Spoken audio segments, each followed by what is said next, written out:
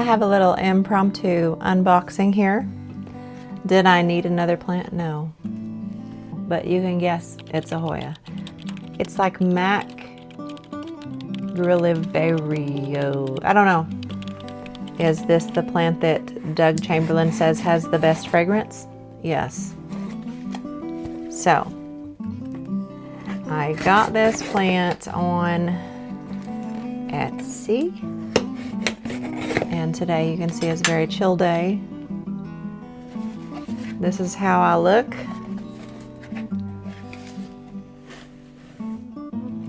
Ooh, lots of floof. This cutting was not very expensive, and I think it's probably because it was only one leaf.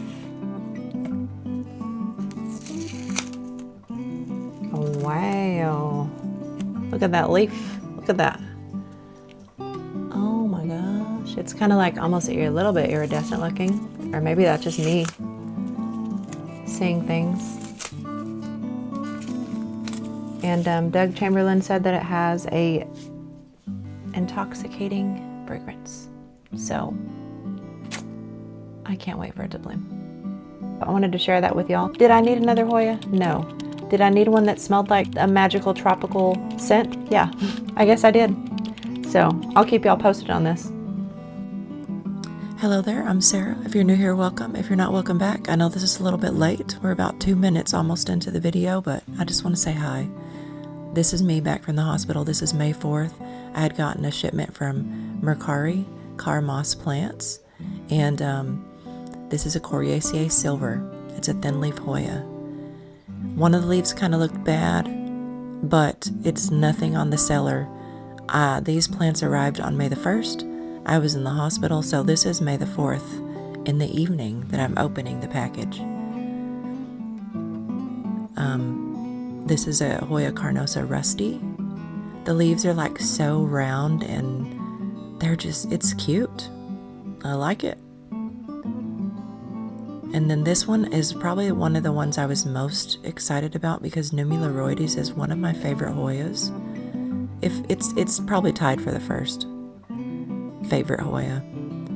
But of course I had to like compare it to my other Hoya Nummuloides, and the color difference was drastic. Yeah, this is a Hoya Calycina. I might not be saying that correctly, but the veins and the glossy leaves, and then even the stems on the leaves were black, which I thought was awesome. So I'm looking forward to seeing this grow out. This is an up close of the splash on that Coriaceae silver. This leaf kind of looks sad, but that's nothing again on the seller. That's because it was in a box for 4 days. The Incrusata lost one leaf, which is probably to be expected because it was in the dark longer than needed to be. Close up on that Nummuloides, look at the silver. It's beautiful and fuzzy. So cool. Another look at the Calycina Rusty, the Calycina. You can really see the black stems there. This is a Hoya Naboensis silver. It did lose a leaf also, but I don't really see the silver yet, but maybe as it gets larger, that the silver will show up. This is an order from the Green Escape. I opened it at the hospital, but I did not film it because, ew.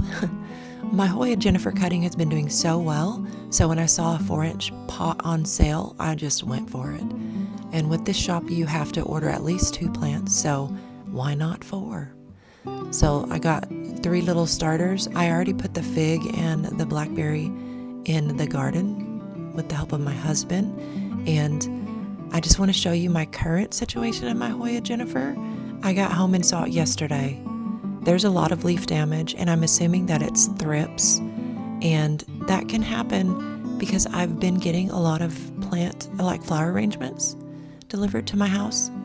I love cut flowers so much, but you do have the possibility of getting flower thrips with them, and they'll just go all over your house. Plus it's spring, and thrips are just like, they're everywhere right now, so that's okay. I still love flowers. I would never ban cut flowers from my house because I love them way too much. But last week I had a question that went unanswered from John Mary Watai, and it was, do you have a favorite plant in your collection or top 3? What about your least favorite and why? That is an amazing question. People do ask me if I have a favorite plant in my collection, and it's kind of like asking a parent if they have a favorite child, but you know what? My plants can't get angry and storm off, so I do have favorites, but they change from week to week and day by day. And I would say that this week it's definitely my Hoya Calycina mixed pot of pink and yellow flowers because they're flowering. And this buttery scent from these flowers is so cool and weird to get from a flowering plant that it just has me in awe. And it's just a welcome surprise. I came home from the hospital with it blooming and I'm just like, ah. That's why I love Hoyas, because they flower and they all smell different. So I would actually have my favorites in like 3 different categories. So whatever's flowering, we just covered that. But new leaves. Right now, definitely my Philodendron Prince of Orange. I came home to a new orange leaf. I'm not a huge fan of philodendrons. I would probably put that in one of my least favorite categories when it comes to plants. But my Prince of Orange would definitely be one of my top 10 favorite plants because I'm sentimental. It's from the tropical greenhouse at the Botanical Gardens here in San Antonio. They've remodeled it since I purchased it at one of the houseplant sales. And I need to see if it's been reopened since it got remodeled. But new leaves on this plant, they're like a sunset. It's like it shows off to me that it did good by growing a new leaf. And I just love that. But new leaves on plants in general, look at this Susie Q. Those new leaves are gorgeous. And it has a new baby leaf. I've been spraying my plants with alcohol every night, and that's what gives me new leaves, because I probably have some mite that's like chewing on all my new leaves around here, and that's the only thing to help keep the population at bay at nighttime. Look at those new leaves on that Hoya Shining Sea Star. And then can I show you the leaves on this baby? This is my Hoya Tangongensis. I said that I would show it in my last video. This is my tiniest leafed Hoya, and it is full of peduncles. Before I left to the hospital, I actually had taken the humidity dome off of it, and so it was not under the humidity dome for 4 days. But it looks really happy. I put the humidity dome back on it last night. But look at that. The leaves are just so cute. And they're so tiny. I think I've had this plant since like early 2024. I'm going to try to put the humidity dome back on it here in a second, and it's not going to work out. And I went ahead and just left the humidity dome off because I want to see if these peduncles will finally give me some blooms. I've had peduncles for probably maybe 6 months, and I just haven't seen any flowers from it, but I don't know if maybe I've missed them. Maybe the flowers are small. I'll have to do some more research, but I do love the tiny leaves on that. This one has to be, of course, one of my favorites too, because it's given me seed pods. I talk about it all the time. It has the cutest ruffly leaves, and it's just a string bean looking plant right now. I thought about propagating it at one point to make it a bushier plant, but I was afraid that it wouldn't propagate well. I love this leaf. This is my pothos, Mandula pothos. The leaves are just so pretty. And then this is my Marble Queen pothos from a propagation I got from Disney World in early 2024. The leaves are just so beautiful. That's the Prince of Orange. Look at that. Isn't that gorgeous? It does look like a sunset, doesn't it? It's so pretty.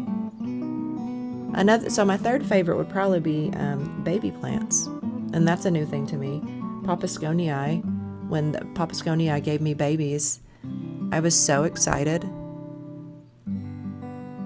Oh, let me circle back. That is my Thai constellation, and for some reason thrips love that, and I hate it so much. So I need to change out those sticky traps. I've been changing them out every week, and that's how many sticky traps. Yeah, I mean how many gnats I've been getting. This is another new leaf.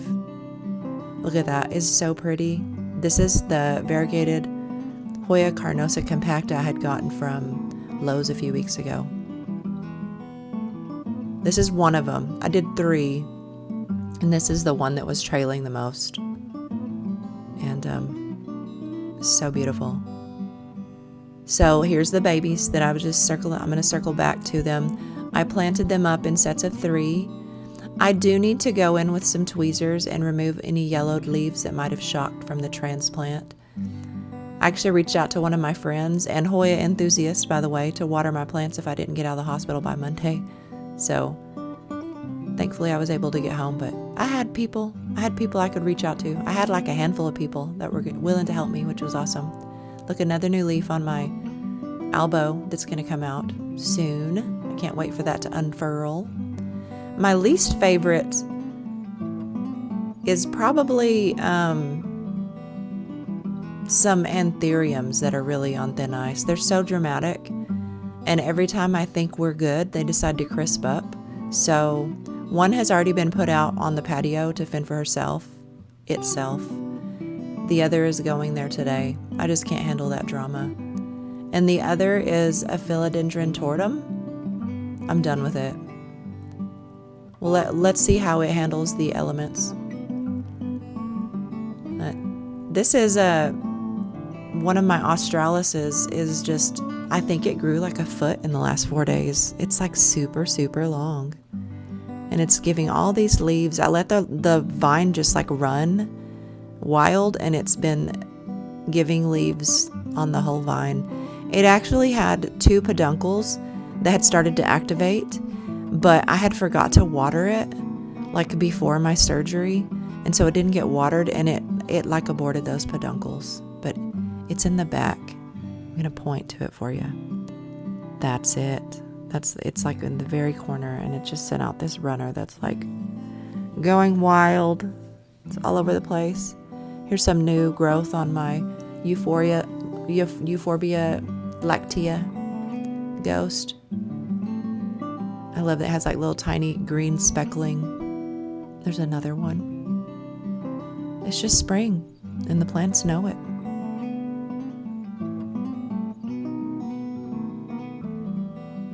Look at the backside of my large Hoyas. I think I might like to add another hanging rod above my desk, and maybe I'll have 2. I'm thinking about it. And just have my large Hoyas hanging. I really do like taking advantage of the vertical space, and it just makes everything feel so dreamy. That makes me happy. My mom sent me this. Isn't it cute? It's a Phalaenopsis orchid. White flowers. It's a really big pot, and I'm really excited about it. So I do have favorites, and I also have plants that are fortunate that they're cute, but honestly, that's what makes this whole collection. So every plant has a personality, a storyline, and a little bit of chaos, and, well, just like me. Thank you for joining me. Enjoy all the planty things, y'all. Bye.